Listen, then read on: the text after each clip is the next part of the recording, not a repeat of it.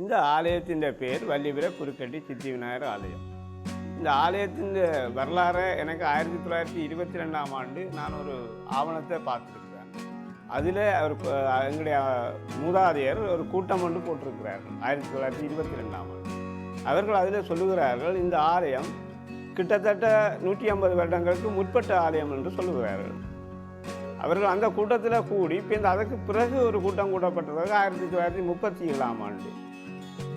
அப்போ அவர்கள் 1922ஆம் ஆண்டு கூடின கூட்டத்தில் ஒரு சிறு கொட்டகை இருந்ததாகவும் அந்த கொட்டகையில் தாங்கள் இந்த ஆலயத்தை அமைப்பதாகவும் அந்த ஆலய ஊர் மக்கள் சேர்ந்து இந்த கோயிலை கட்டியிருக்கிறார்கள்.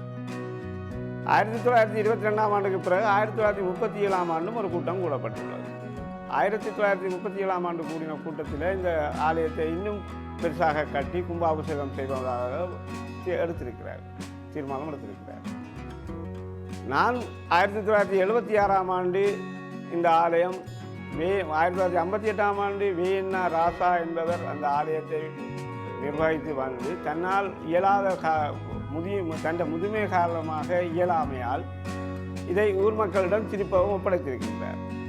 1976ஆம் ஆண்டு ஆவண்ணா கந்தப்பு மற்றும் பலர் சேர்ந்து இந்த கோயிலை கட்டி கும்பாபிஷேகம் செய்திருக்கிறார். இந்த வள்ளிபுர ஆழ்வார் சுவாமி ஆலயத்தில் இருக்கிற தீர்த்த திருவிழாவை கேணி தீர்த்தத்தை இந்த அதனுடைய ஆலயத்துக்கு பின்பகுதியில் இருக்கிற கேணியில் தான் தீர்த்தம் நடைபெற்றதாக வரலாறு.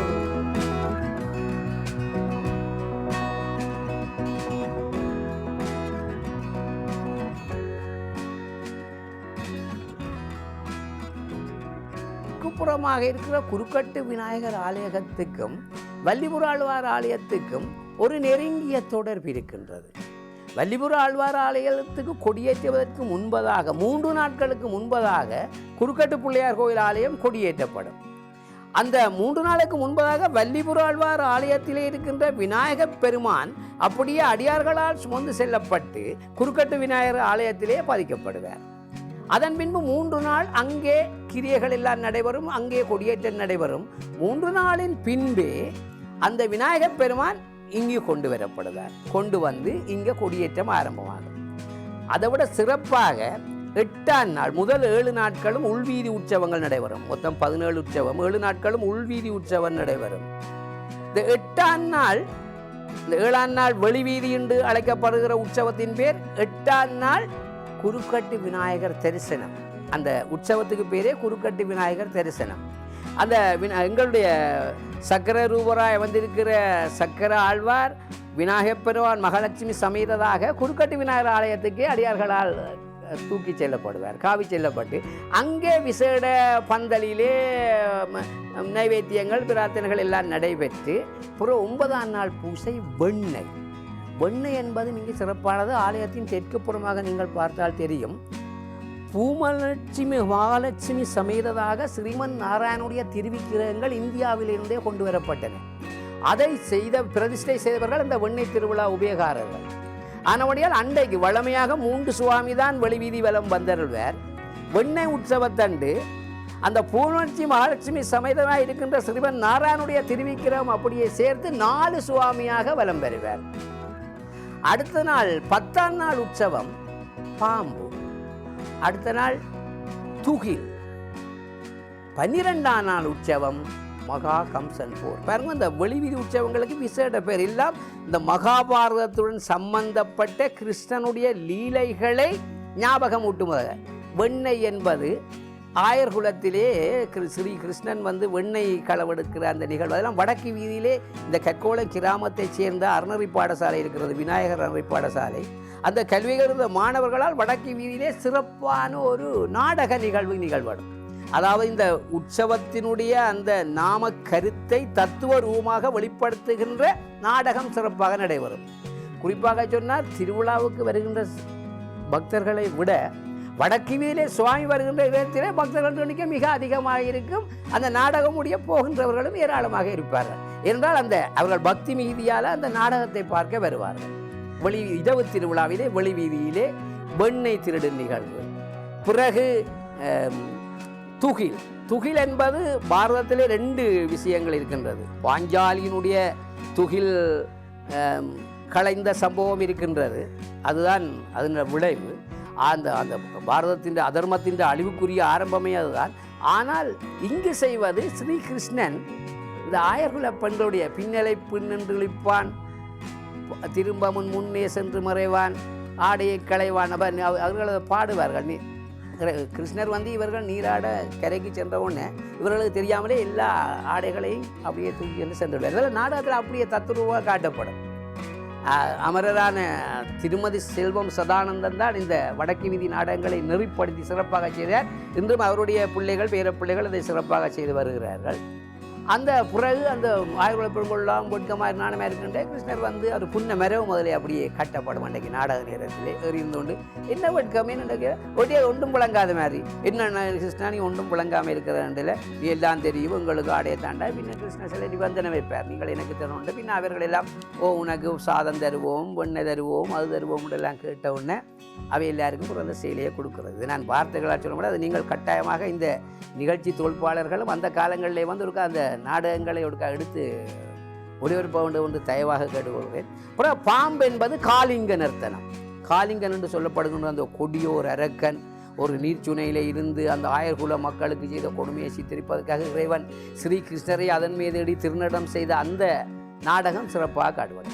மகா கம்சன் போர் 12 அதை மகா கம்சன் போர் என்றே சொல்லப்படுகின்றது.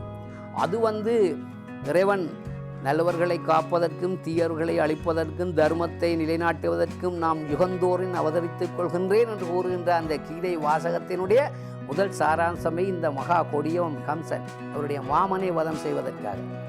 மாமன் 8வது குழந்தை தானே கிருஷ்ணன். அதான் எங்களுடைய பாரம்பரியங்களே இருக்கின்றது. 8ஆங்கால் ஆம்பளை பிள்ளை இருந்தால் தாய் மாமனுக்கு மரணம் என்று சொல்லிடுவாங்க. இப்போ குடும்ப கட்டுப்பாடெல்லாம் இப்போ 2ஆங்காலுக்கு அங்காலேயே குடும்பங்களில் பிள்ளைகள் இல்லை. ஆனால் அந்த நாட்கள் அப்படி இருக்கிறது. எங்களுடைய கிராமத்திலேயே 8, 10, 12, 13 பிள்ளைகள் குடும்பங்கள் எல்லாம் இருந்தன. அதனடா கிருஷ்ணன் 8ஆங்கால். அது நான் சொல்ல வேண்டா, கவிஞர் கண்ணதாசனும் 8ஆங்கால் தான். அப்படி சகுனியும் 8ஆங்கால் தான். இந்த மாமன் மேற இந்த வரலாறு எடுத்து பார்த்தா அது இலக்கியத்துக்கு கூட போனால் இன்னும் எத்தனை 8ஆங்கால் 6 ஆக்கள் அவைகளுக்குரிய விளைவுகள் என்னென்றெல்லாம் பார்த்துக்கொள்ளலாம். இப்படி இருந்தால் இந்த பிறகு 12ஆம் நாள் மகா கம்சன் போர் முடிந்த பிறகு வளமையான கோயில் உற்சவங்கள் மாறின பேர்களுடன் வேட்டை, சப்பரம், தேர், மிக சிறப்பு விசேடமானது மகா சமுத்திர தீர்த்தோற்சவம். இந்த மகா சமுத்திர தீர்த்தோற்சவம் என்பது இந்த கற்கோளம் கடற்கரையிலேயே வங்கக்கடலிலே அது நடைபெறும், மாலை உற்சவமாக நடைபெறும். அதற்கு ஆலயத்துக்கு வருகின்ற பக்தர்களை விட உங்களுக்கு உண்மையாக ஒரு 17 திருவிழாவுக்கு மொத்தமாக இத்தனை பக்தர்கள் வருகிறார்களோ அந்த 17 நாளுக்கு மொத்தமாக வந்தவரோட எண்ணிக்கையை 10 மடங்கால் பெருக்கி பார்த்தால் வருகின்ற தொகை தான் இந்த மகா சமுத்திர தீர்த்தோற்சவத்துக்கு வருவார்கள். அப்படி சிறப்பாக மகா சமுத்திர தீர்த்தோற்சவம் நடைபெறும். அதிலே சிறந்த வர்ணனைகள் எல்லாம் இந்த ஆலயத்தினுடைய வரலாறுகள் இப்படி 4 கருத்துக்கள் இந்த புரட்டாதி பூரண அல்லவல்லியின் வரலாறு எல்லாம் சிறப்பாக சொல்லப்படும். இன்னும் சிறப்பாக இந்த ஆலய பற்றி சொல்லிப்பட்டுவிட்டால் வடக்கு வீதியிலே எந்த திருவிழா நிகழ்ச்சிகள் மாத்திரமில்லை, ராமநவமி, கிருஷ்ண ஜெயமி போன்ற திருவிழா காலங்களிலும் வடக்கு வீதியிலே இந்த கற்கோளம் இளைஞர்களாலே இந்த திருவீதி கூத்து நடைபெறும். கிருஷ்ண ஜெயந்தி நாளிலே கிருஷ்ணனுடைய இந்த வெண்ணெய் திருடல் நாடகமாக நடத்தி காட்டப்படும். ராமநவமியிலே ராமனுடைய முழு வரலாறு, ராமனுடைய பிறப்பு தொடக்கம் ராவணன் வதம் வரைக்குமான வரலாறு நாடகமாக நடித்து காட்டப்படும். இதெல்லாம் சிறப்பாக இருக்கும். மேலும் இந்த ஆலயத்திலே மூலமூர்த்தியாக சக்கரம் இருப்பது, சக்கரம் மற்றது அந்த பேரை பாருங்கள், ஆழ்வார், ஸ்ரீ வல்லிபுர ஆழ்வார் ஆலயம். ஆழ்வார் என்று சொன்னால் ஆழ்ந்து பக்தியில் ஈடுபடுபவர்கள் தான் ஆழ்வார்கள். இதிலேயே 12 ஆழ்வார்கள் இருக்கிறார்கள்.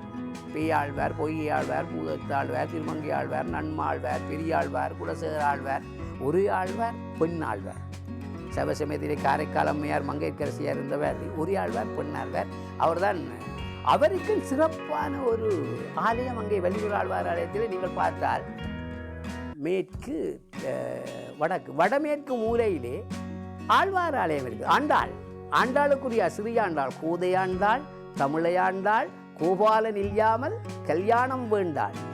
அன்ன வயற்புதுவை ஆண்டாள் அரங்கற்கு மண்ணு திருப்பாவை பல்வதிகம் சூடி கொடுத்தாள் பூமாலை பாமாலை பாடி கொடுத்தாளை சொல்லி சூடி கொடுத்தாள் என்றால் நம்மாழ்வார் மாலையெல்லாம் தயாரித்து விட ஆழ்வார் என்ன செய்வார், ஆண்டாள் இந்த மாலையை தனக்கு முதல் ஸ்டைல் பார்த்து அழகு பார்த்து நல்ல வடிவாயிருக்கு தானே மாயவனுக்கு வைக்கிறது.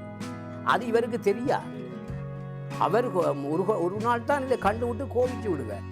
கோவிச்சு விட்டு அவர் மகளுக்கும் அடித்து விட்டு, மகள் தானே ஆண்டாளுக்கு அடித்து விட்டு நேரத்தில் இறைவன் கணவன் சொல்லுவார், அன்றைக்கு அந்த மாலை அப்படியே விழுந்து ஆழ்வாருக்கு ஆழ்வார் போய் போடுற மாலை விழுந்துடும். ஆண்டாள் சூடி கொடாதபடியால் அது விழுந்தது. அதான் சூடி கொடுத்தால் பூமாலை பாமாலை அது விழுந்து விடும். அப்போதான் கனவில் சொல்வார், டேய் இவ்வளவு நாளும் அவள் என்னுடைய பக்தை தந்த மாலை எனக்கு சூடக்கூடியதாக இருந்தது, இன்று சூட முடியாது.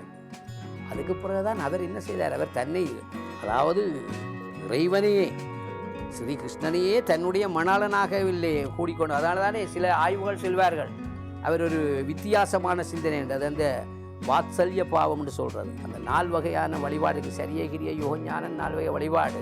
அந்த வழிபாட்டிலே அந்த இறைவனை தந்தையாக தாயாக ஆசிரியனாக வழிபடுவது, இறைவனை கணவனாகவே வைத்துக் கொள்கின்ற ஒரு முறை இருக்கின்றது. அதைத்தான் ஆண்டாள் செய்த வழிபாட்டு முறை. அந்த வழிபாட்டு முறையிலே சிறப்பானது இங்கே கூற வேண்டும் என்னென்றால், மார்கழி மாதம் 31 நாட்களும் எங்கள் வல்லிபுர ஆழ்வார் ஆலயத்தில் வேறு எந்த திராவிட ஸ்தோத்திரங்களும் ஓதப்படுவதில்லை.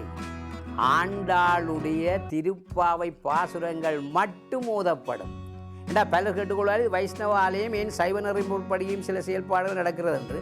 எது எப்படியா இருந்தாலும் 12ஆம் மாதமாகிய மார்கழி மாதத்திலே வெறுமனே வைஷ்ணவ ஆலயத்துக்குரிய கைங்கரியங்கள் மட்டும், மற்ற அது முழுக்க இப்போ குருக்கள் இல்லாட்டி பஞ்சபுராணம் ஓதுகண்டா நாங்கள் ஆழ்வாற்றதையும் படிப்போம், மற்றது நயன் மற்றதையும் சேர்த்து படிப்போம். பல்லாண்டு என்று சொன்னால் இறைவனுடைய பல்லாண்டையும் படிப்போம், வைஷ்ணவ பல்லாண்டை. ஆனால் மார்கழி மாதத்தில் வேறு எதுவும் படிக்க முடியாது.